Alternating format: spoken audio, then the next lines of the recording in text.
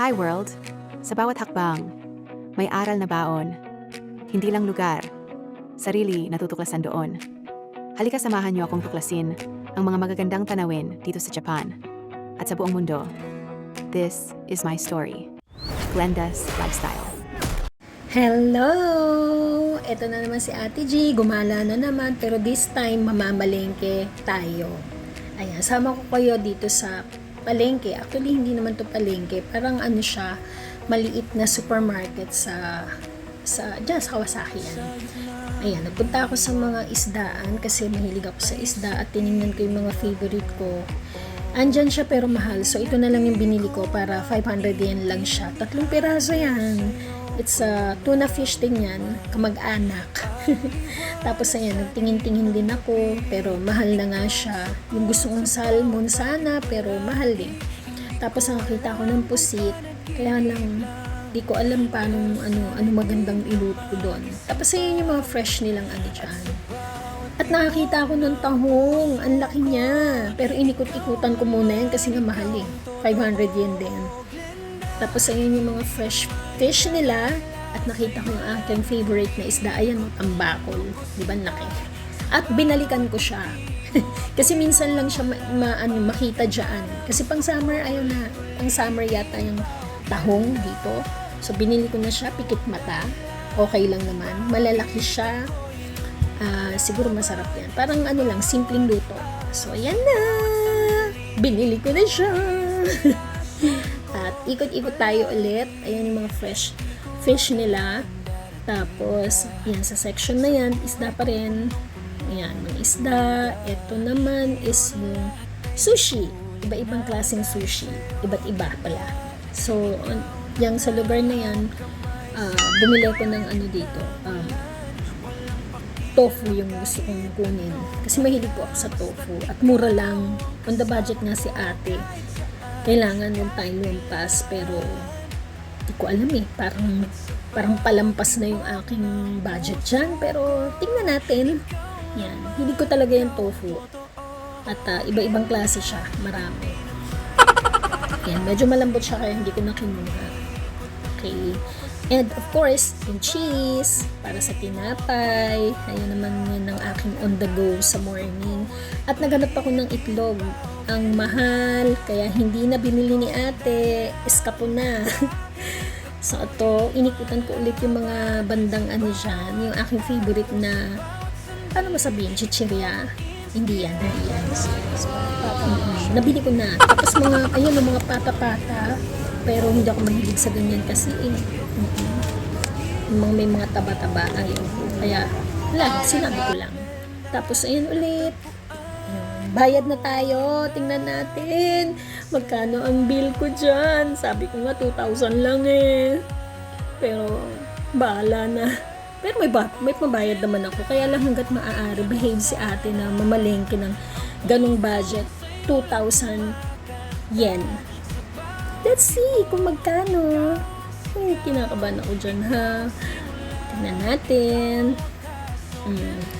Pero hindi mairinig yung ingay. Lalo mo sa ate lagi nakamute kasi may mga music. Diba? Ayan. So,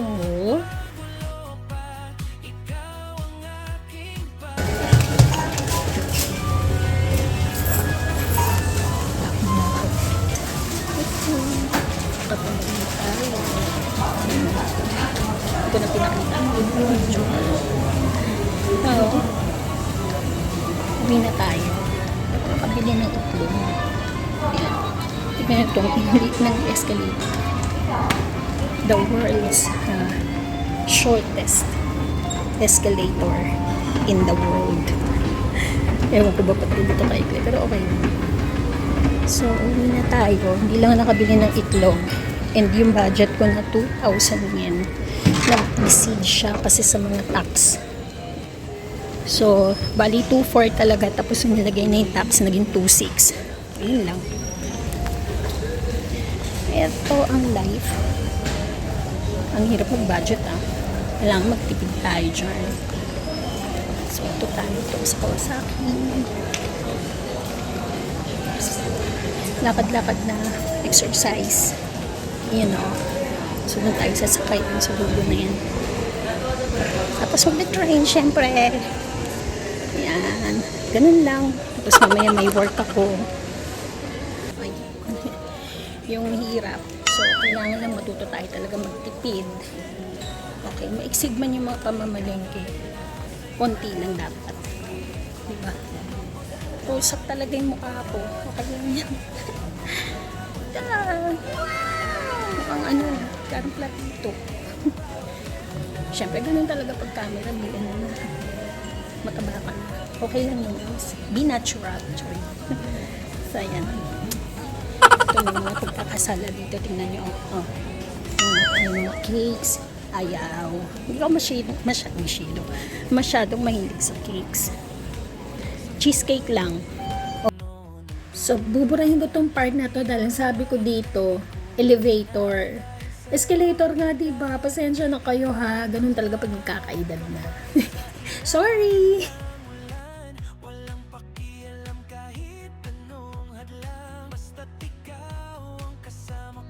Dito na ako sa bahay at hindi na ako nakakuha ng mga ano sa train.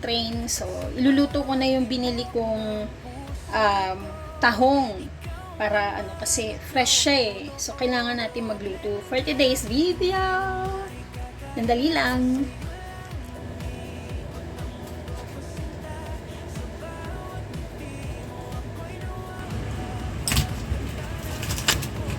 Okay, sa part na ito, ayan, magsasalita na lang ako. Bumili ko ng luya para mailagay natin sa tahong kasi mas masasarap siya at mas magiging malinamnam. Tapos, syempre, hiwain. Ayun, nilaglag pa, diba? Dapat talaga tinatabi mo eh. So, ayan. Hiwa-hiwa natin yung luya. Mas gusto ko maraming luya para malasa. Tapos, ayun yung tahong. Tignan nyo, ang laki niya, diba? So, 9 pieces yan. Binilang ko siya. Hindi pa ginawang 10. Agoy. Pero ang lalaki niya, ha? Ngayon lang makakain ng ganyang kalaking tahong. Kasi sa atin, di ba, maliliit. So, baka wala nang ending to. Dire-diretso na nagsasalita, pero 190 yata sa pera natin yan. It's 500 yan, ha? So, ayan. Hiwa-hiwa. Hindi na alam ni ate kung ano yung gagawin. Yung bawang, buyas. At syempre, click-click ng, yan, maglagay ka ng apoy. At konting mantika. Ako, cooking show na. Cooking show na talaga. Cooking show na. Ayan. O, gisa-gisa tayo ng mga ano dyan. Anyway, salamat po sa mga manunood dito. At, enjoy lang naman si Ate G. At syempre, ilagay mo na yung tahong. Ano, diba? So, ayan. Tapos, ayun. Diba, maraming luya, tubig. Tapos, meron tayong secret ingredients. Asan na? Ayun. O, wala na tayong nilagay na asin dyan. Pakuluan nyo lang, takpan ng konti. Tapos, isa pang secret dyan. Secret ba yun? Yan, haluin nyo lang para pantay. Tapos, asan na ang ating secret ingredient? Pakuluan nyo lang yan. Ayun, o, di binuksan. Tapos, inilagay ayan na, jaran-jaran. Ang tagal naman. Ayun, ang spinach. Syempre, para mas maiba naman at mas healthy siya. Diba? So, anyway guys, sana magustuhan nyo itong video na to at maraming salamat po sa lahat na nanonood ng aking video. Enjoy lang po ang buhay. Life is short. And have fun. Yan. Sana magustuhan nyo ito. Bye-bye again. See you again on my next vlog. Thank you!